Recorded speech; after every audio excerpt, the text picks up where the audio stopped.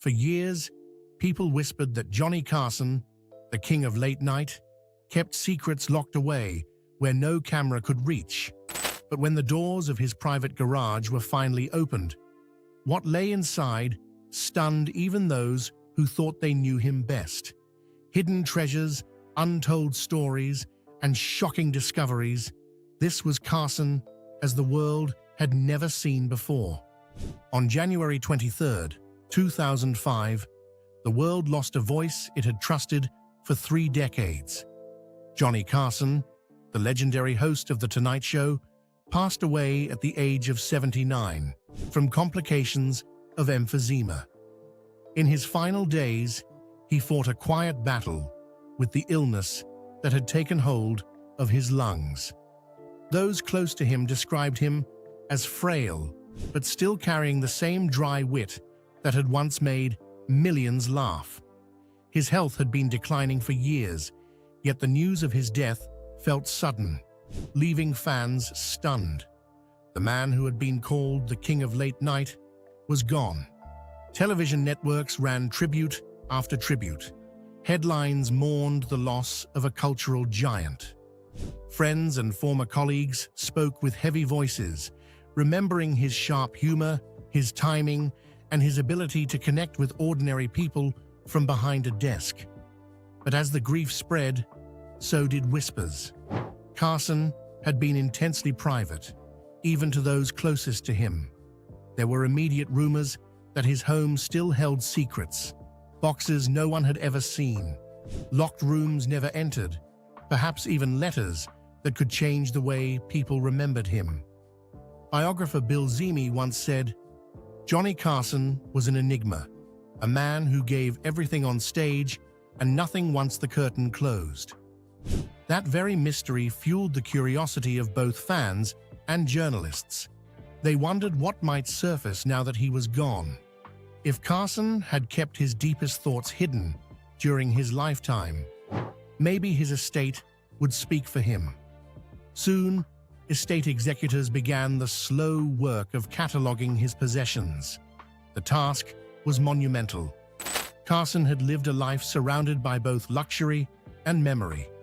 Every room carried signs of his journey, awards stacked on shelves, photographs of a young Johnny smiling with guests, and objects that hinted at stories never told. The executors moved carefully from room to room, unlocking cabinets and marking boxes. Yet, despite the weight of history in the house, they kept circling back to one place that drew the most attention: his garage. But as they walked through the front doors of his mansion, they had no idea the real secret lay behind the garage door. In 1984, Johnny Carson made a choice that revealed as much about his inner world as his public silence ever did. He purchased a breathtaking estate on the bluffs of Point Dume in Malibu, California. The deal cost him $9.5 million, a staggering figure at the time. But for Carson, it was more than just property. It was a retreat, a sanctuary where he could step away from the relentless eyes of America that had watched him for 30 years from behind the Tonight Show desk. The land stretched across 4 acres, overlooking the endless blue of the Pacific Ocean and Little Dume Beach below. To walk those grounds was to feel that the ocean itself was part of the home. Gardens bloomed in soft colors, koi ponds glistened, and even an aviary whispered with the calls of exotic birds. There were orchards heavy with fruit, terraces with scattered seating areas, and at the heart of it all, the main house, a 7,100 square foot marvel of modern architecture. The mansion was the creation of architect Ed Niles, who favored glass and wood to dissolve the walls between inside and outside. Carson's home felt less like a house and more like a living work of art. Towering glass panels opened to the sea, and a 30-foot-high glass ceiling arched above an indoor arboretum where real trees grew, their branches stretching toward the light. Inside, life unfolded across 3 levels. The upper floor held Carson's sanctuary, a primary suite with sweeping ocean views, walk-in closets, and dual offices where he could retreat with his thoughts. The main levels were designed for comfort and for show. An expansive kitchen, a wine cellar, terraces that blurred the line between indoor and outdoor life, and a media room where Carson could enjoy others' performances rather than give his own. The estate was complete, with a saltwater pool, spa, tennis court, and a pavilion said to have been a gift from NBC itself. Parking areas and a motor court sprawled wide enough to hold dozens of cars, each space echoing with the possibility of secrets locked away on wheels. Yet, despite the openness of glass walls and soaring ceilings, Carson himself was rarely open. He was known for being warm and witty in front of an audience, but cool and distant in private. Few were invited past those glass doors. Those who were often remarked that even inside his own home, Carson carried an air of mystery. When the executors began to inventory the house after his death, they found more than awards and photographs. Boxes labeled miscellaneous lined back rooms, some locked tight. Cabinets stood sealed, keys missing. Certain storage areas were marked as off-limits, even to longtime staff. During one tense moment, an assistant hesitated before turning the handle of a locked door, unsure of what might lie inside. They didn't yet know that just behind the garage wall, another door waited, and behind that, a treasure trove of mysteries. The garage door rumbled upward, its metal panels clattering, until a beam of light poured across polished chrome. Dust drifted in the air, the kind that only collects when a room has been locked for too long. What lay inside wasn't just a collection of cars, it was a time capsule, a secret museum of Johnny Carson's private life. Parked neatly in rows were machines that told his story better than any interview ever could. At the far end sat a 1939 Chrysler Royal, faded with age yet glowing with memory. This was the car that had belonged to his father, the very one in which Carson learned to drive. The Chrysler wasn't about luxury or performance. It was about roots. Years later, he left it in his will to Jay Leno, almost as if passing a torch from one late-night legend to another. Then came the stainless steel star of the collection, the 1981 DeLorean DMC-12. With its gull-wing doors and futuristic design, it looked like something frozen in time. Carson had been more than a fan. He had been an early investor in the DeLorean company, putting $500,000 into its dream. The car had once trapped him inside when its electrical system failed, leaving him pounding on the glass until help arrived. That moment became one of his comic anecdotes, but here, in the dim quiet of his garage, the DeLorean felt like a metaphor. Doors that would not open, secrets that would not let go. Beside it was a sleek 1988 Mercedes-Benz 560 SEC, finished in a pristine white with leather interiors. Unlike the DeLorean, it wasn't a spectacle.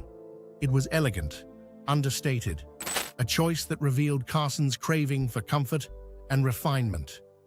He kept it for over a decade, long after other cars had come and gone.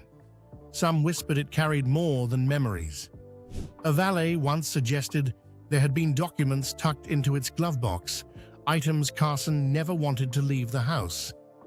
There was also his 1992 Chevrolet Corvette, a symbol of his later years. This was his last car, his final ride. Some believed it marked the closing chapter of his restless pursuit of the open road. Others wondered if he had left something personal within it, a journal or perhaps letters he never sent. And tucked away near the back, a rare 1966 Ghia 450 SS. its Italian curves hinting at another side of Carson, one that enjoyed the exotic, the unusual, the rare finds hidden from the spotlight. But the cars were only part of the mystery. As the executors looked closer, they noticed odd details. Boxes marked miscellaneous stacked against the wall. Cabinets locked with no keys in sight. A folder wedged awkwardly behind a tool rack. One assistant hesitated before prying open the folder. Inside was a single, sealed envelope, yellowed with time. The handwriting was unmistakable. Johnny's. The name on the front was not one anyone recognized. The room fell silent.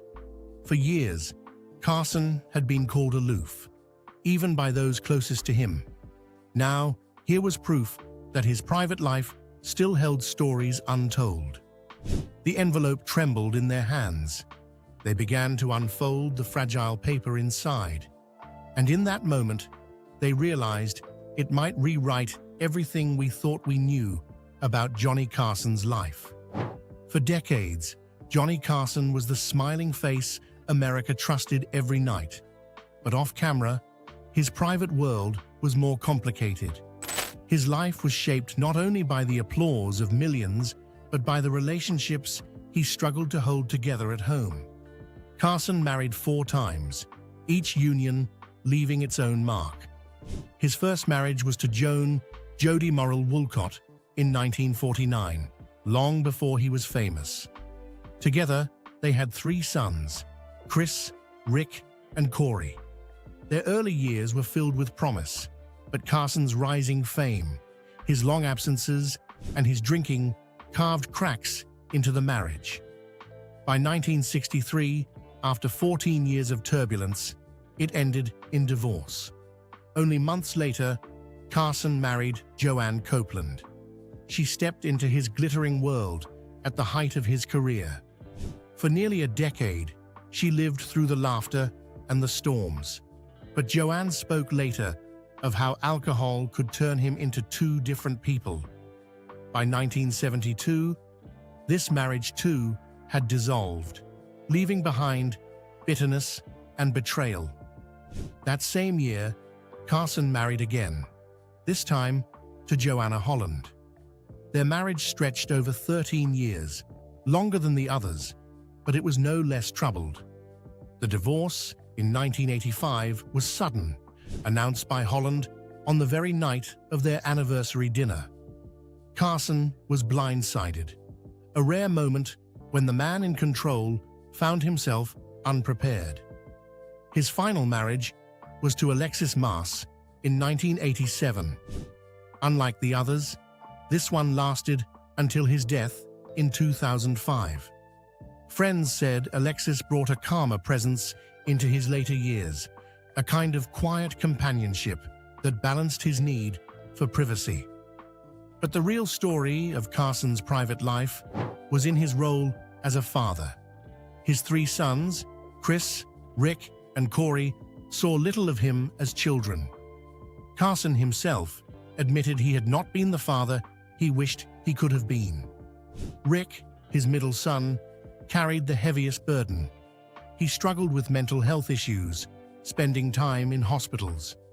Tragically, in 1991, Rick died in a car accident at the age of 39. Carson's grief was visible on air when he spoke of Rick, but those close to him wondered if the sorrow was sharpened by guilt for the years of distance. When the executors searched his garage, they uncovered not only cars, but boxes filled with letters. Among them were drafts of notes never sent. One appeared to be addressed to "my boys." The handwriting was neat, careful, as though Carson was rehearsing what he could never quite say aloud. One fragile envelope stunned the appraisers. Inside was a letter that seemed written to Rick. It spoke of regret, of wishing he had been present, of hoping his son knew he was loved even in the silences. The words, raw and unguarded, contrasted with the polished wit the world remembered. For a man who lived behind layers of charm, Here was the unfiltered truth of a father's heart. These letters revealed what the public never saw. Not the king of late night, but a man who wrestled with love, loss, and the shadows of his own choices. But what they uncovered next was so out of bounds, even the people closest to Carson didn't know until now. The man who made millions laugh every night carried storms within him that few ever saw. Biographers Bill Zimi and Mike Thomas, in Carson the Magnificent, describe a host who could be dazzling in the spotlight, but dangerous in private. Alcohol was often the spark. Friends and former wives remembered how a single drink could transform him into someone entirely different. Joanne Copeland, his second wife, once said he was two different people when he drank. The charming entertainer became tense, angry, even cruel, saying things he would later regret. His first marriage to Jody Woolcott was marked by fiery confrontations. Zami writes of boozy rows aplenty that erupted in front of others. Afterwards came long silences, days or weeks of cold distance, guilt and resentment. Copeland faced similar battles. She described evenings where laughter would turn to rage with no warning. This duality haunted Carson's private life, feeding rumors and whispers long after the cameras stopped rolling.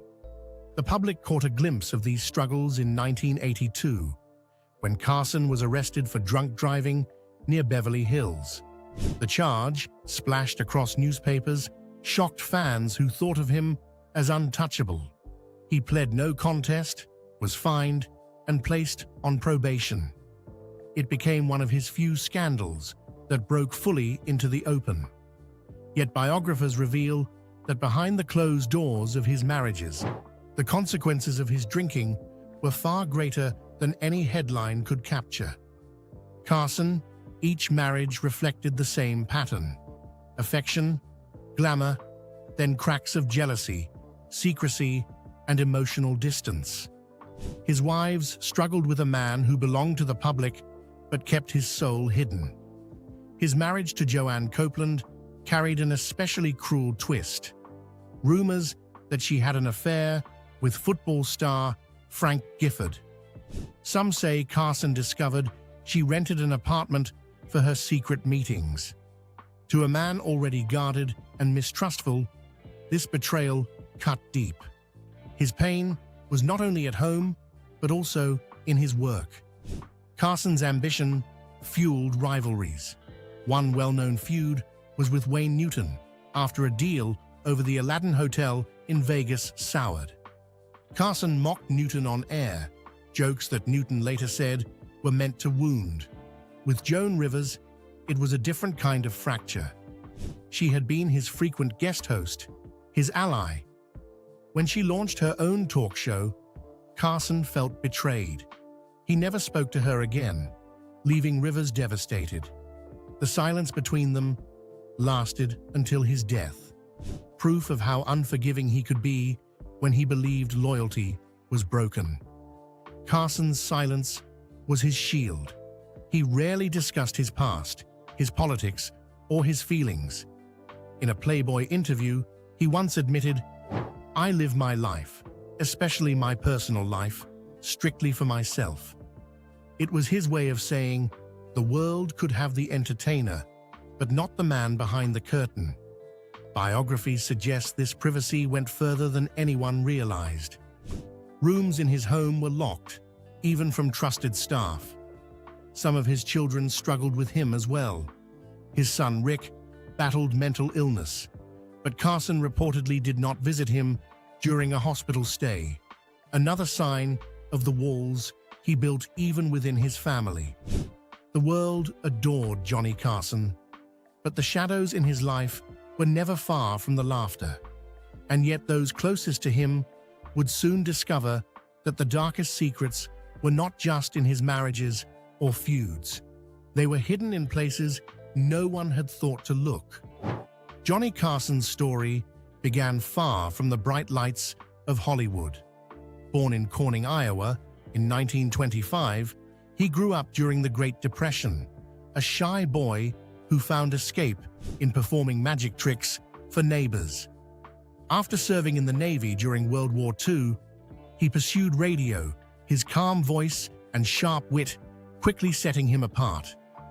By the 1950s, television was rising, and Carson knew instinctively that it was where the future lived. He hosted Who Do You Trust?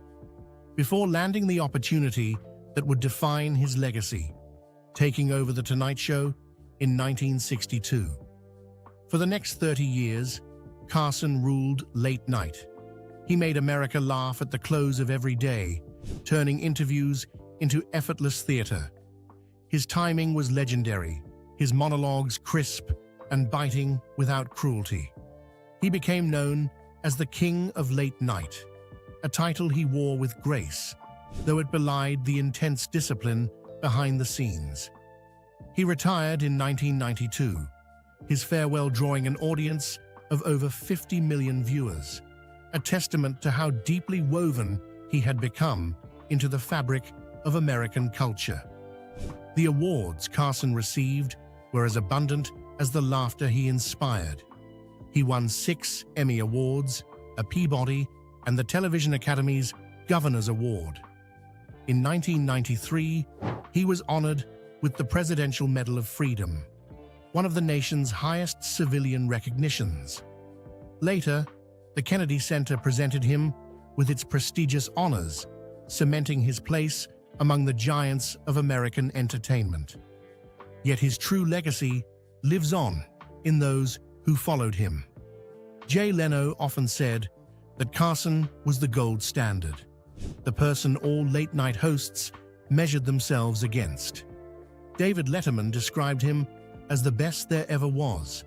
Even comedians of later generations, from Conan O'Brien to Jimmy Fallon, admitted that they studied Carson's mannerisms, his rhythm, the subtle way he drew out guests. He was not just a performer, but a teacher by example. But what the garage revealed added new shades to this polished picture. Among the cars and boxes, there were scripts never aired, monologues scribbled and then discarded, notes where Carson reflected not just on comedy, but on life. In one folder, estate handlers found musings on fame and loneliness, as if Carson had been wrestling with questions he never allowed the world to hear. These writings suggested that the man who seemed untouchable on television was in fact deeply self-aware, aware of the cost of the laughter he provided. For biographers, these discoveries complicated his story. Was Carson the perfectly controlled host who kept his feelings hidden? Or was he a man whose jokes and silences alike were shaped by private doubts and regrets? Some argue his public mask was his true artistry, the ultimate act of performance. Others insist the hidden pages in the garage prove there was more to him than anyone realized.